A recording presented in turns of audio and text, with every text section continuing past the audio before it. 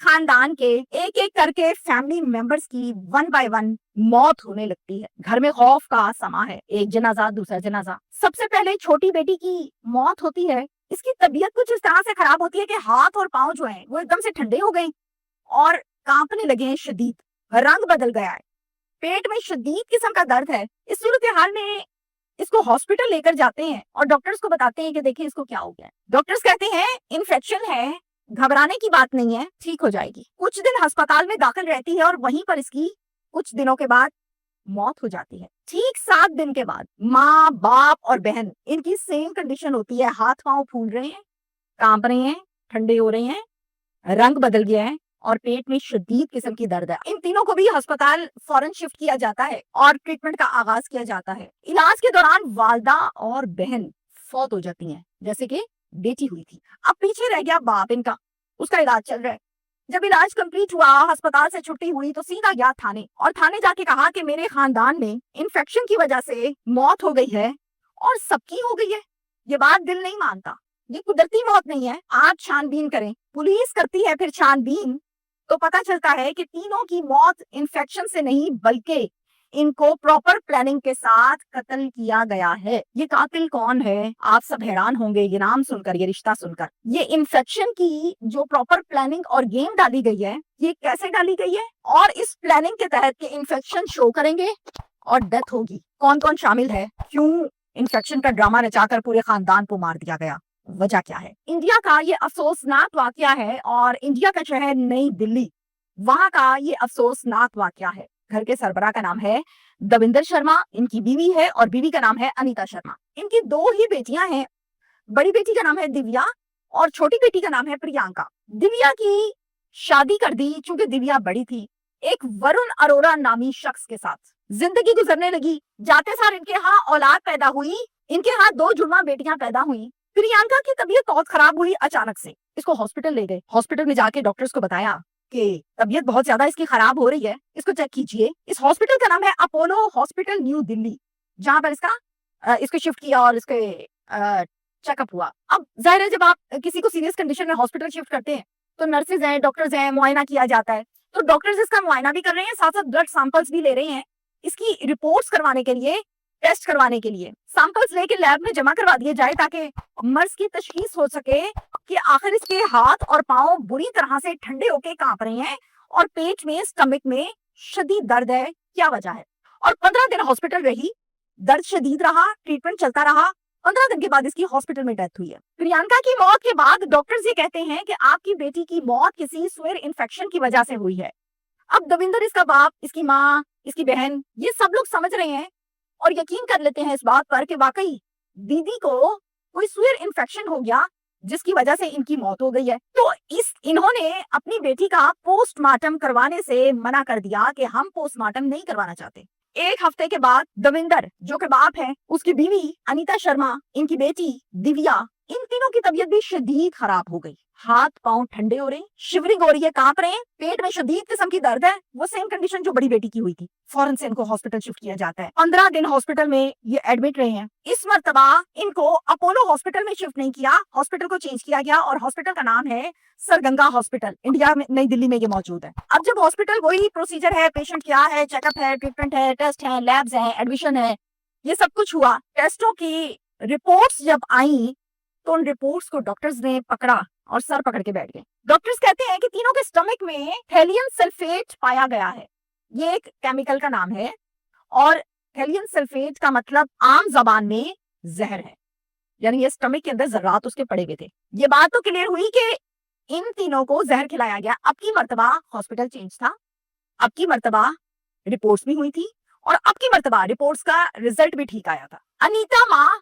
और दिव्या बेटी, दोनों की डेथ हो गई। जहर चूंकि स्टमक में मौजूद था, कंडीशन सेम थी, दोनों फौत हो गई। बाप इनका बच गया। ट्रीटमेंट जारी रहा। ठीक होने के बाद हॉस्पिटल वालों ने जब डिस्चार्ज किया तो वो घर आया और फिर उसके बाद वो गया सीधा पुलिस के पास। पुलिस स्टेशन जाकर बताया कि बड़ी बेटी कैसे फौत हुई। अब हम तीनों हॉस्पिटल में थे, कंडीशन हमारी सेम थी, हमारे भी टेस्ट हुए, ये रिपोर्ट्स मेरे पास हैं, आप पढ़ लें।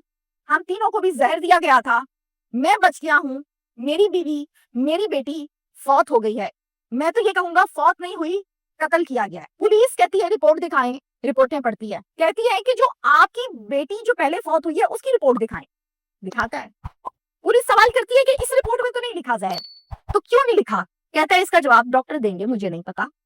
मैं तो आपके पास अपना मसला लेकर आया हूँ कि मेरी फैमिली पूरी फौत हो गई है। नाम पूछा डॉक्टर्स का, हॉस्पिटल का, बताया कि पिछली मर्तबा हॉस्पिटल और था, इस मर्तबा और है। ये तफ्तीश चल रही है, बातचीत हो रही है पुलिस की और इसके बाद की। अपोलो हॉस्पिटल पुलिस पहुंच जाती है अपने स्क्वाड के साथ, जाके तफ्तीश करती है। इस तफ्तीश में यह मालूम हुआ कि अपोलो हॉस्पिटल जो है, इसके 2 सीनियर डॉक्टर्स को वरुण अरोड़ा, जो कि रिश्ते में दामाद लगता है, इसने नोट लगाए, रिश्वत लगाई कि रिपोर्ट में जहर की तशखीस ना की जाए, बल्कि रिपोर्ट ऐसी बनाई जाए जिससे ये मालूम हो कि ये एक नॉर्मल इन्फेक्शन है, सुईर इन्फेक्शन है और कुदरती मौत हो गई है।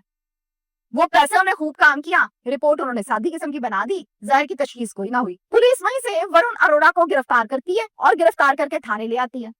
थाने लाके सवाल पूछती है, पुलिस कहती है कितनी बच्चियां तुम्हारी? कहता है 2 बेटियों का बाप हूँ। पुलिस कहती है बीवी को क्यों मारा? फिर जो कुछ ये बोल रहा है आप जरा ध्यान से सुनिए, अब ये मैं आपको स्टेटमेंट उसकी बता रही हूँ वर्डिंग चेंज करके। पहले हमारे घर 2 बेटियां पैदा हुई, ट्विंस है। फिर मेरी बीवी प्रेग्नेंट हुई, मैं इस उम्मीद पर था कि बेटा होगा और मुझे 100% यकीन था, क्योंकि मैं ख्वाहिशमंद हूँ बेटे का। मैं बहुत खुश रहता था, ख्याल रखता था अपनी बीवी का, क्योंकि वो मेरे बेटे को जन्म देने वाली थी, मेरी ख्वाहिशात पूरी होने वाली थी। रूटीन के चेकअप कराने के लिए मैं अपनी बीवी को डॉक्टर के पास ले जाता था, इस मर्तबा भी लेकर गया।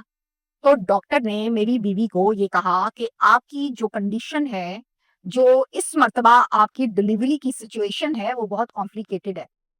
अगर आप इस बच्चे को जन्म देती हैं, पैदा करती हैं, तो ऐसी कंडीशन में हमारे यहाँ 70 से 80% औरतें फौत हो जाती हैं, चूंकि कॉम्प्लिकेटेड बहुत ज्यादा है। ये सब कुछ सुनने के बाद हम घर आए, परेशान थे। दिव्या कहती है कि मैंने अबॉर्शन करवाना है, मैंने इस बच्चे को जन्म नहीं देना, मेरी जान चले जाएगी तो मेरी पीछे 2 बेटियों का क्या बनेगा? मैंने दिव्या से कहा कि नहीं, हमने ये काम नहीं करना, सब ठीक हो जाएगा, उम्मीद रखो। हमने हर हाल में बेटे को पैदा करना है, मैं बेटा चाहता हूँ। दिव्या परेशान अपने माँ बाप के यहाँ गई, जाकर बताया कि मुझे डॉक्टर ने इस तरह से कॉम्प्लिकेटेड डिलीवरी बताया और ये भी बताया कि तुम्हारी डेथ भी हो सकती है। मैंने ये सब वरुण को बताया है। वरुण कहता है मुझे तो बेटा चाहिए, अबॉर्शन नहीं करवाना, अगर मैं मर गई तो मेरी बेटियों का क्या बनेगा? माँ बाप को तरस आता है, माँ अपनी बेटी को लेके जाती है अपने किसी डॉक्टर के पास, लेडी डॉक्टर के पास, और जाकर चुपके से उसका अबॉर्शन करवा देती है। और ये सारी बात दामाद को नहीं बताती, सिर्फ माँ और बेटी को पता है। मुझे इस बात का पता तो चलना ही था।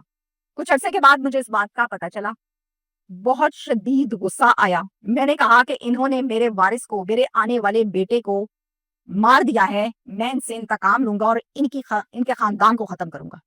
मेरे ज़हन में ये प्लानिंग चलती रहती थी।